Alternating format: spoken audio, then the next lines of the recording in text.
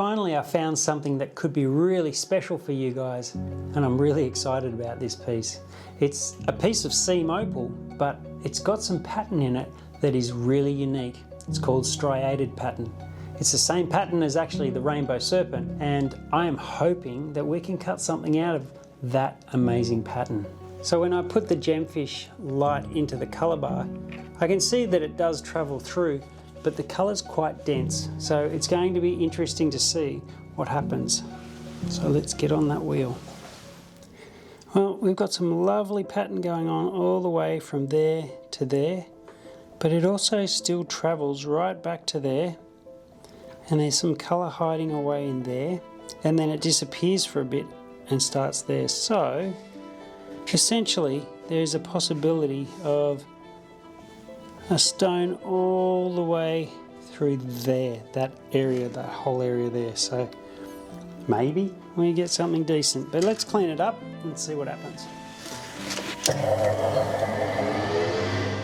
I get really excited when I see a pattern like this, but I'm not really sure we're going to see it in the stones we cut out. I'm just taking the excess parts off the piece of rough so that I can work on figuring out where the color bars go, and also taking the outside skin off the stone as well, just to give me a clearer picture. And you can see while that color bar is all of that there, you can see that that color is sitting right there. You can actually see nice color there too. We've also got a color bar going in there, so that's interesting.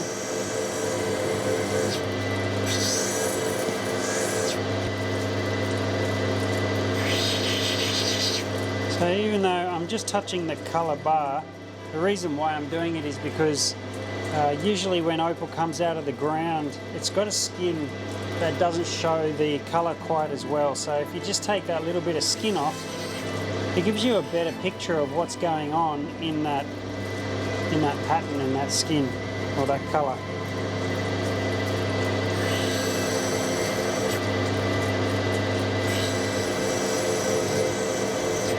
And now we've got striated pattern going on there, but the whole idea is to face it so it's a large stone. And that striated pattern, I doubt, will show up looking at you straight up and down, because when a pattern stands up like this, it's usually pointing straight at you when you face it from another angle. So it makes it very difficult to kind of figure out.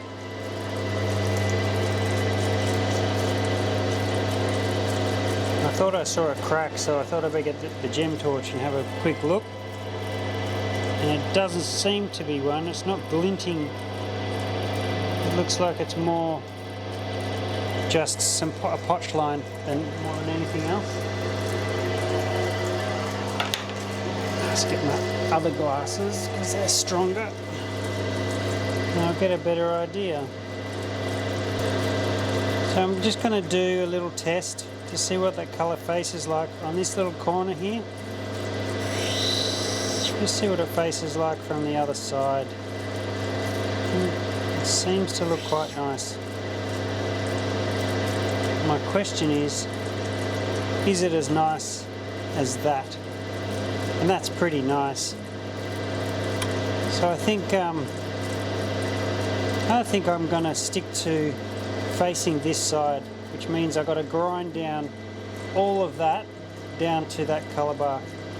So since we have some extra colour here sitting on top, I think we're going to slice between this colour bar and that colour. We're going to slice a line and see if we can get something out of there first before I go for the big stone.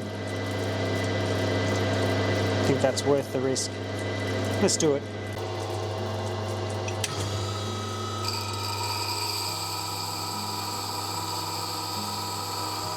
One of the biggest challenges of slicing opal is knowing what you're actually slicing through, and you run the risk of slicing into colour if you don't know what you're doing.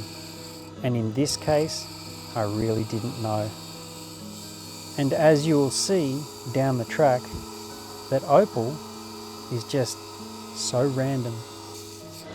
Alright, so I haven't looked yet. I really love that new slicing blade. It really slices very quickly and thin. Let's have a gaze what's in here. Hey, there's some swirling patterns going on. So I think I did okay. Since that comes into there, but then there, that colour. Did I just get the edge of it? I can't even tell. Or is that two colour bars? It's very hard to know. After making the first slice, it's made me realise that my original plan is just not going to work. And the larger gem that I was hoping for just isn't going to happen. I'm going to have to go for smaller stones. With these swirling bars, it just doesn't make it easy. Rightio, so we have sliced this off the top and found a bit of a maze or a track of colour, and now we slice this out of there as well, and this is just becoming crazy. The amount of colour zigzagging through this piece I've never seen before, and I've never seen anything like it. Look at it, crazy.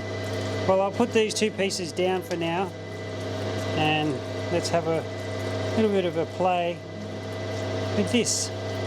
I'm going to start to face this colour underneath here. So essentially, I'm going in.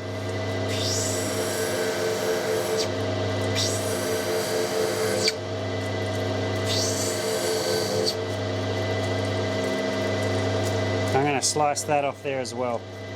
I have to. It's a waste of colour just to grind away. Things start to heat up as I slice this piece into smaller and smaller pieces. It makes me worry, am I going to get my money back? Am I even going to get gemstones that are nice out of this? Oh, the blade just curved on me, but it worked out, luckily. Hey, that was crazy. So I just sliced this off, and the blade started bending on me, and I was worried I was going to go through this colour bar. But you can see I got it all because there's just a little bit of colour showing up there. And I think because it curves around, I'm going to face it from that side and see how it looks.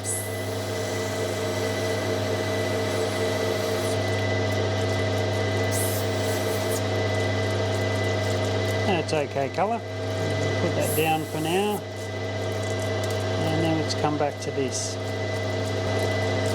Alright, time to take it off. Realising now that even the potch isn't straight in this piece, it's swirling, and it's a very unconventional type of opal.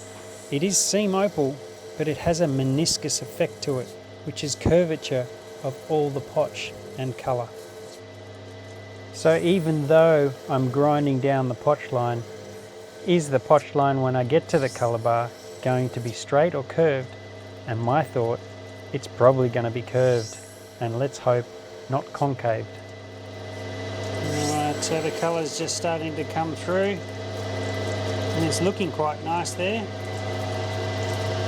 So let's hope it looks great right across the piece. I can't lie to you, Dad, I'm pretty nervous. Yeah, I am too. Hey, that's pretty colour. Look at that. Look at that in the corner there.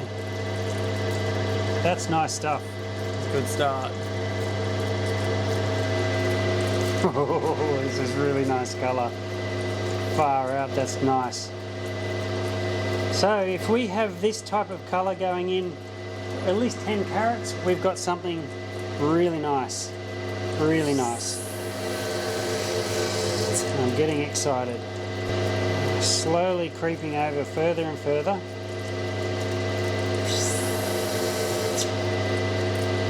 Oh, that's really nice pattern. Jeez.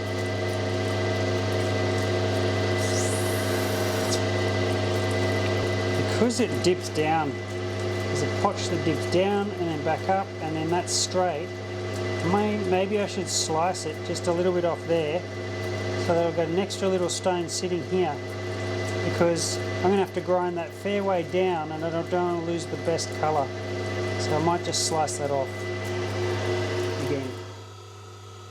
This gem is really starting to remind me of another gemstone that I cut 10 years ago, which had beautiful striated pattern. So before you mentioned the rainbow serpent, Dad, and although it might feel like yesterday to you, that was almost 10 years ago that was a while. you cut and sold that stone. So for the people that are new here in the last 10 years, would you like to explain? Well, unless you've gone through my videos and gone back 10 years pretty much, the rainbow serpent was a knobby opal from Lightning Ridge that had the most incredible pattern that I've ever seen in opal, and that is this. The whole dome was striated pattern, and I'll show you a little shot of it here, but it was the most incredible gem, and I do miss it. I wish we had it back. And so this piece here has striated pattern, but unfortunately I don't think we can really capitalise on that pattern from the side unless I was to slice very tiny little gems. And what I'm seeing here is a pretty nice gem, so I think we're just going to have to go with what we've done. But yeah, that rainbow serpent was something next level. Unreal piece.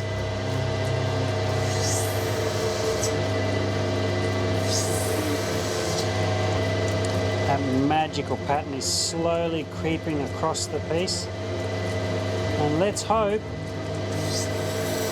that it stays beautiful right the way across. If it does, I'm going to be one happy fella. Look at that colour, so good.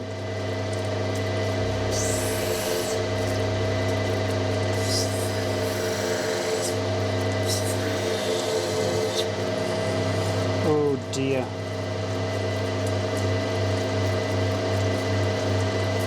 Here's a problem.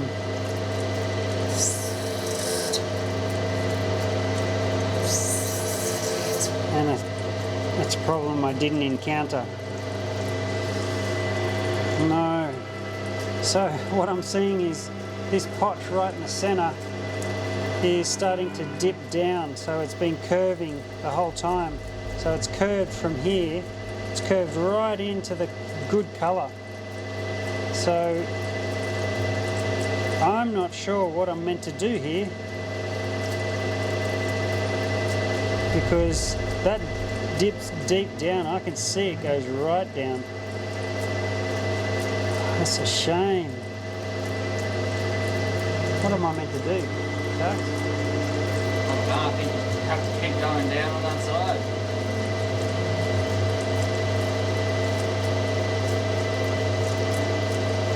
You can see it dipping there, right there.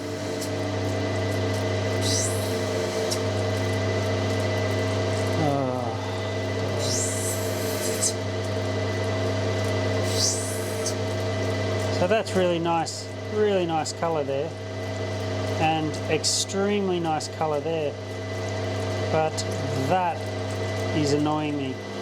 So I'm contemplating what to do, and this potch, like the rest of the pieces, they're all curving and swirling around. So this potch, if I try and grind that potch out, I'm going to lose everything just trying to get it out.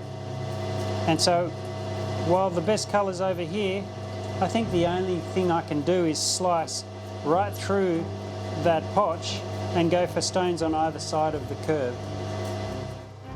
My worst fears have come to life, and unfortunately I have to cut this into smaller gems where we may make some money out of it still, because the colour's beautiful.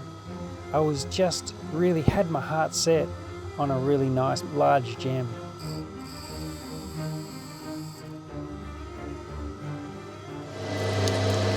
Alrighty, yeah, so now we've got quite a few pieces, and nice colour.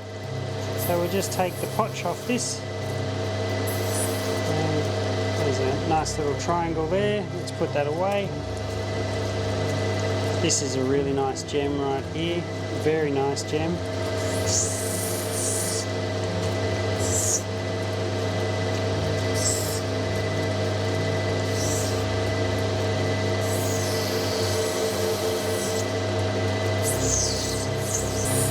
That's a very pretty colour. Nice. Alright, the main attraction. Unfortunately, in this section I forgot to hit record on the other camera, so we can only watch from this view. Sorry about that. So in order for me to have got that potch out that I've just ground out now, I would have had to lose so much colour, and it looks really nice. This colour underneath is fantastic. I think I can do one more slice, one more gem, one cushion cut there and one cushion cut right here, and then think we'll be out of slices. So I forgot to press film on this camera, but I'll show you what I just did. I just rubbed out 2 of the gems off the big piece, and now the big piece has 2 different patterns again, so one more slice and then we'll be done. But it's not the big piece I was hoping for, but many small pieces still make very saleable gems.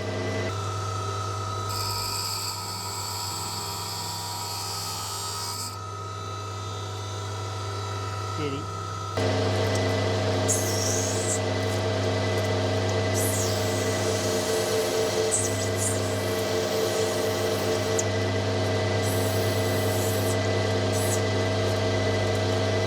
That's another one. And now for the main event. I'm going to do a beautiful cushion cut with that gorgeous, gorgeous pattern.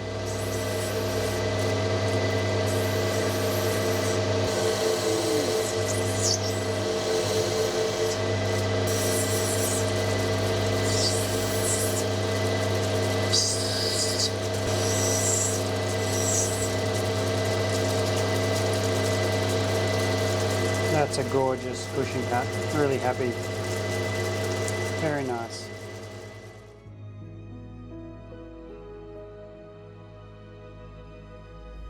In the past 6 months, we've had quite a few gems that haven't quite worked out the way I've wanted, and this is definitely no exception. Am I losing my touch? Am I losing my ability to judge opal really well? And I'm starting to question that. I've been through this quite a few times, being in the industry over 30 or 40 years, and it's a nice reminder to be careful and use your knowledge that I've gained over the years to make some good decisions. And it's kind of like life. You sometimes can go off track a little bit, and then remind yourself of who you are and what you're here for. And this is my reminder to be smarter, to be wiser, and to use the knowledge that I've learned and make better decisions. And there's one really good lesson in all of this, is that my son is watching all of these gems come to life, and he's realizing that we do need to be more careful about the opal we acquire. So his learning curves are happening at the same time as mine.